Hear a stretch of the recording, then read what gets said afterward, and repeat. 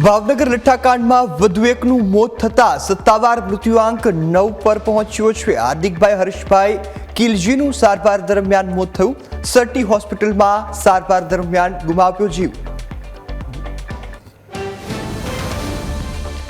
મહેસાણામાં દારૂની જે અડીઓ હતી તેના પર ડ્રોનથી દરોડા પાડવામાં આવ્યા। દેશી દારૂની ભઠ્ઠીઓ અને વોશ શોધી કાઢવામાં આવ્યા છે।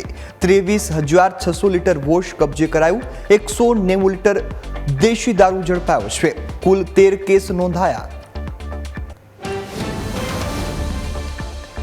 દિલ્હીમાં આજે ભાજપની મહત્વની બેઠક। ડેપ્યુટી સીએમ હર્ષ સંઘવી અને પ્રદેશ અધ્યક્ષ જગદીશ વિશ્વકર્મા દિલ્હીમાં હાજરી આપશે।